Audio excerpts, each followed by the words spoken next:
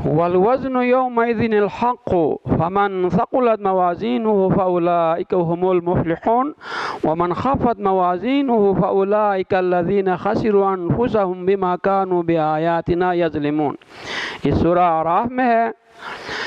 اس دن انسان کے عمل نامے، یعنی قیامت کے دن انسان جب اس دنیا سے چلے جائیں گے تو وہ آخرت میں اپنے عمل نامے اللہ کے ہاں پیش کریں گے، تو ان عمل نامے کو باقاعدہ طور پہ تولے جائیں گے۔ کہتے ہیں جن کے عمل نامے باری ہوں گے ان کو اللہ تعالیٰ کامیاب قرار دے گا اور اپنی سب سے بڑی نعمتوں والی جگہ جنت میں ڈال دیں گے، اور جن کے عمل نامے ہلکے ہوں گے وہ لوگ اس دن اپنے آپ کو نقصان اور گھاٹے میں پائیں گے۔ کیوں؟ کہتے ہیں انہوں نے جب دنیا میں تھے ہمارے آیتوں پہ ظلم کیا۔ اب ظلم سے مراد کیا ہے؟ اللہ کی کتاب قرآن مجید پہ ایمان نہیں لایا، اللہ کے بھیجے ہوئے نبی محمد صلی اللہ علیہ وسلم پر ایمان نہیں لایا اور آپ کی تعلیمات پہ عمل نہیں کیا، اور کچھ ایسے بھی لوگ ہیں کہ وہ اللہ پر ایمان نہیں لاتے تھے، تو اس وجہ سے وہاں پہ جب ان کے اعمال تولے جاتے ہیں تو وہ نقصان میں پائیں گے۔ یا وہ لوگ ہیں جو اپنے آپ کو مسلمان تو کہلواتے ہیں مگر ان کے اعمال نامے وہاں پہ کمزور ہیں، عمل نامے میں کوئی وزن نہیں ہے، تو ایسی صورت میں وہ اپنے آپ کو نقصان میں ڈال دیں گے۔ تو اللہ کے آیتوں پہ قرآن پہ ایمان نہ رکھنا یا سمجھتے ہوئے اس پر عمل نہ کرنا، یہ اللہ کے آیتوں کے ساتھ ظلم ہے۔ اس کے ساتھ انسان کے، اب دوبارہ میں ریپیٹ کر لیتا ہوں، اسلام کے بنیادی عقائد کتنے ہیں؟ 5 ہیں۔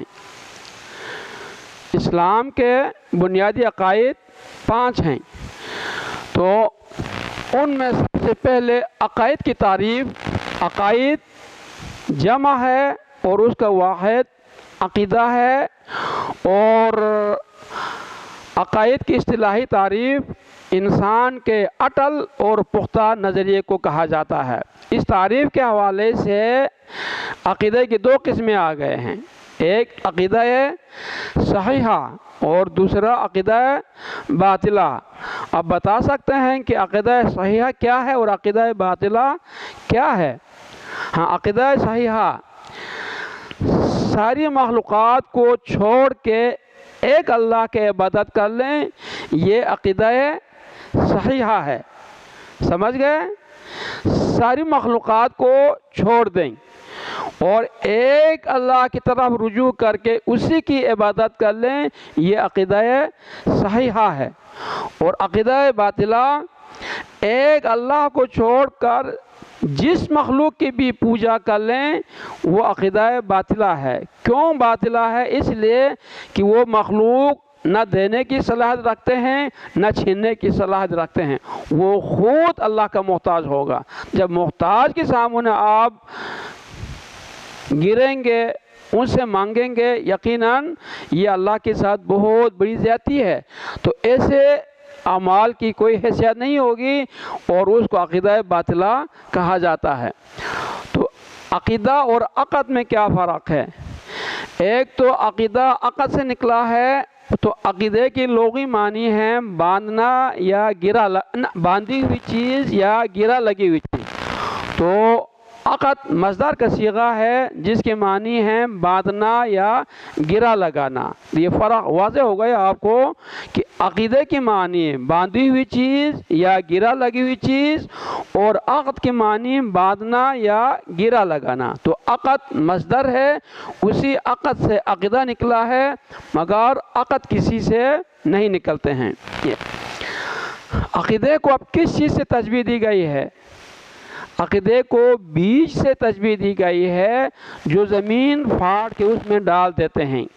وہ بیج، عمدہ بیج آپ نے بویا ہے، یقینی بات ہے اس کے پودے بھی صحیح اگیں گے اور اس پر پھل بھی صحیح لگے گا۔ اگر وہ بیج جو آپ زمین میں بوتے ہیں وہ سڑے ہوئے خراب بیج بوئیں گے تو اس کا پودا بھی صحیح نہیں نکلے گا، اور اگر نکل بھی جائے تو اوپر پہنچنے کے بعد پیلے پڑ جائیں گے، سڑ جائیں گے، اور پر فصل ہی نہیں لگے گا، پھل ہی نہیں لگے گا۔ یہ تو انسان کے اعمال کو اس پودے پر لگے ہوئے پھل سے تشبیہ دی گئی ہے۔ آپ کی کتاب میں تو پودے سے تشبیہ دی گئی، وہ لکھا ہوا وہ درست نہیں ہے، بلکہ اس پودے پہ لگے ہوئے پھل سے تشبیہ دی گئی۔ کیوں؟ پودا بیکار پودا بھی نکل آ جاتا ہے، اس کا کوئی فائدہ نہیں ہے، تو جس پودے پہ پھل لگے اور انسان اسے فائدہ اٹھائے وہ یقینی بات ہے کہ وہی فائدہ مند چیز ہے۔ تو وہی عقیدہ بھی وہی ہے، جس انسان کا عقیدہ اللہ پہ پختہ ہے اور قیامت کے دن جب وہ اللہ کے ہاں اپنے اعمال نامہ لے کے جائے گا وہاں پہ وہ کامیاب ہوگا تو یقیناً وہاں اس کو عمدہ پھل مل جائے گا۔ تو اس لیے انسان کے اعمال کو پھل سے تشبیہ دی گئی ہے، اور یہ بات یقینی ہے کہ انسان کے اعمال جو مسلمانوں کا ہے، کافروں کا نہیں ہے۔ کافروں کو جہنم میں دھکیل دیے جائیں گے، جس طرح سورہ انفال میں ذکر ہے کہ لِيَمِيزَ اللَّهُ الْخَبِيثَ مِنَ الطَّيِّبِ وَيَجْعَلَ الْخَبِيثَ بَعْضَهُ عَلَى بَعْضٍ فَيَرْكُمَهُ جَمِيعًا فَيَجْعَلُهُ فِي جَهَنَّمَ أُولَٰئِكَ هُمُ الْخَاسِرُونَ۔ سورہ انفال میں لکھا ہے، جو کہ آپ نے 9 کی اسلامیات میں پڑھ لی ہے، کافر اور مسلمانوں کو الگ الگ جگہ پہ اکٹھے کر لیں گے تاکہ پہچان ہو جائے کہ یہ پاک لوگ ہیں اور یہ ناپاک لوگ ہیں۔ تو ناپاک لوگوں کو ایک جگہ پہ اکٹھے کر کے ان کو جہنم میں دھکیلے جائیں گے، پھر کہیں گے یہی نقصان اٹھانے والے ہیں۔ اب اعمال تو مسلمانوں کا تولا جاتا ہے کہ کس نے کس حد تک کس قدر نیکی کی ہے اور کس قدر نہیں کی ہے۔ وہاں جب ان کے اعمال تولے جائیں گے تو جن کے اعمال باری ہوں گے اللہ ان کو اوکے کر لیں گے، میرے جنت کے مستحق ہیں، تم کامیاب ہے، ادخلوها بسلام آمنین، بندہ میرے جنت میں داخل ہو جاؤ، لا خوف علیکم ولا انتم تحزنون، تم پر کسی قسم کا کوئی خوف ہوگا نہ تم غم کھائیں گے، پریشانی نہیں ہوگی، زوال نعمت کا کوئی ڈر نہیں ہوگا۔ یہ کہتے ہوئے اللہ جنت میں اپنے اس بندے کو ڈال دیں گے، اور جس کے اعمال نامے ہلکے ہوں گے وہاں وزن کرتے وقت اس کی اعمال نامے کی کوئی حیثیت نہیں رہے گا، تو وہ اپنے آپ کو اس دن نقصان میں پائیں گے۔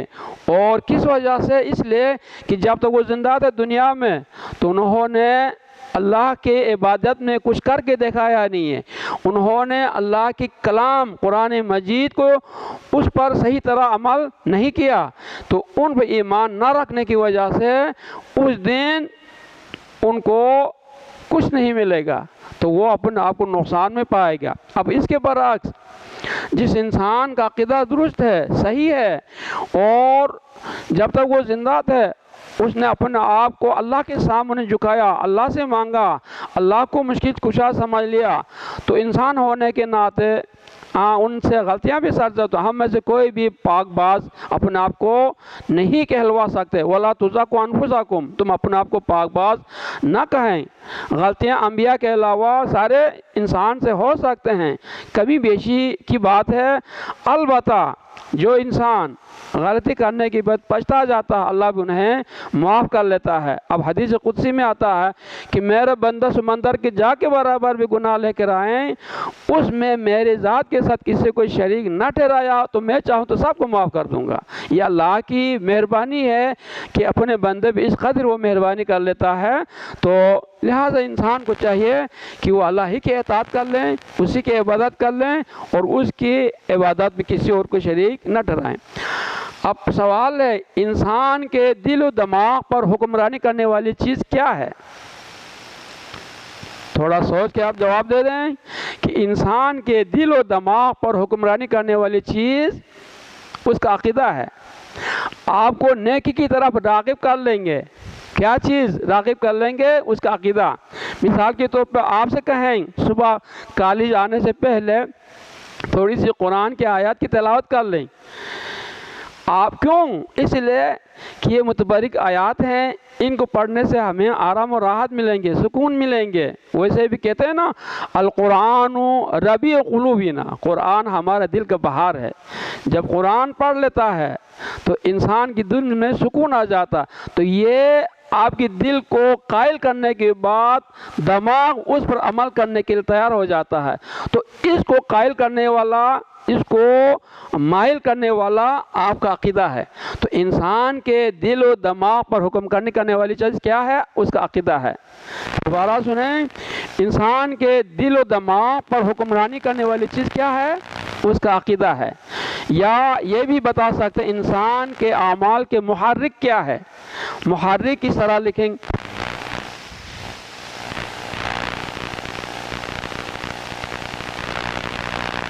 محرک یعنی حرکت دینے والے، جوش دینے والے، ترغیب دلانے والی چیز اس کا عقیدہ ہے۔ لہذا عقیدے کی درستگی اعمال کی قبولیات کی بنیادی شرط ہے۔ اس کے بعد تمام انبیاء کا مشترک تعلیمات کیا تھے؟ یعنی آدم علیہ السلام سے لے کے ہمارے نبی حضرت محمد مصطفیٰ صلی اللہ علیہ وآلہ وسلم تک جتنے بھی جو انبیاء آئے ہیں، ان سب کی تعلیمات کیا تھے؟ مشترک کیا تھے؟ وہ لا الہ الا اللہ، لا الہ الا اللہ۔ تمام انبیاء نے اللہ ہی کی عبادت کی طرف بلایا گیا ہے۔ تمام انبیاء نے لوگوں کو اللہ ہی کی عبادت کی طرف بلایا گیا ہے۔ تو یہاں ہے لا نہیں، یہ لا اس کی دو قسمیں ہیں، ایک لا ناہیہ اور ایک لا نافیہ۔ میں ادھر لکھ لیتا ہوں، لا اس کی دو قسمیں ہیں، دو قسمیں، ایک لا ناہیہ اور دوسرا لا نافیہ۔ ان دونوں میں کیا فرق ہے؟ لا ناہیہ آپ کو کسی کام کے نہ کر دے گا، جیسے تاکلوا سمک، مچھلی مت کھاؤ، وتشرب اللبن، اور لسی نہ پیو۔ یہ نحویین کہتے ہیں کہ انسان جب مچھلی کھاتا ہے تو اس کے ساتھ لسی نہ پیا کریں، اس سے برص کی بیماری پھیلنے کا امکان زیادہ ہو جاتا ہے۔ اس کہتے ہیں یہ لا ناہیہ ہے۔ یہ لا نافیہ ہے، یہاں آپ کو خبر دے رہا ہے کہ یہ کام نہیں ہے، یہ کام اس طرح نہیں ہونا چاہیے، اس طرح۔ تو یہاں بھی یہ لا ناہیہ نہیں ہے، نافیہ ہے۔ نہیں ہے کوئی معبود سوائے اللہ کے، اللہ استثناء ہے، اللہ کے سوا عبادت کے لائق کوئی نہیں ہے۔ یہ آدم علیہ السلام سے لے کے ہمارے نبی صلی اللہ علیہ وسلم تک جتنے بھی جو انبیاء آئے ہیں، انہوں نے اسی کی طرح بلایا گیا۔ البتہ ہمارے نبی کی شان آپ دیکھیں، اللہ نے اپنی کلمے کے ساتھ آپ کا نام بھی شامل کر دیا۔ اب ہمارے لیے اس دور کے لوگوں کے لیے، یعنی ہمارے نبی صلی اللہ علیہ وسلم کی بعثت کے بعد سے لے کے تا قیامت تک تمام لوگوں کے لیے اس کے ساتھ ساتھ آپ کو آگے محمد رسول اللہ صلی اللہ علیہ وسلم، اس کا بھی اقرار کرنا پڑے گا، محمد رسول اللہ کا بھی اقرار کرنا پڑے گا۔ جب تک اس کا اقرار نہیں کرو گے، صرف لا الہ الا اللہ کہنا کافی نہیں ہوگا۔ تو کیوں؟ اس میں یہ ہے کہ لا الہ الا اللہ اس میں توحید کا اقرار ہے، اور محمد رسول اللہ اس میں رسالت کا اقرار ہے۔ تو اس دور میں جب تک توحید اور رسالت دونوں کے اقرار نہیں کرو گے، اس کسی بھی انسان کے لیے نجات کا کوئی ذریعہ نہیں ہے۔ تو تمام انبیاء کا مشترک تعلیمات کیا تھے؟ لا الہ الا اللہ۔ آپ بتائیں، تمام انبیاء نے اپنی تبلیغ کا آغاز کس چیز سے کیا ہے؟ تمام انبیاء نے اپنی تبلیغ کا آغاز کس چیز سے کیا ہے؟ عقیدے کی اصلاح سے۔ جواب اگر آپ کہیں لا الہ الا اللہ سے کیا، جواب درست ہے، مگر اس سے بھی جو عمدہ جواب کیا ہے، عقیدے کی اصلاح سے شروع کیا ہے۔ ابھی آپ اسی لیے پہلے بھی کہا نا کہ عقیدے کی درستگی بہت ہی اہم ہے۔ ہمارے نبی صلی اللہ علیہ وسلم کو جب نبوت ملی تو اللہ نے سب سے پہلے انہیں حکم دیا گیا وَأَنذِرْ عَشِيرَتَكَ الْأَقْرَبِينَ،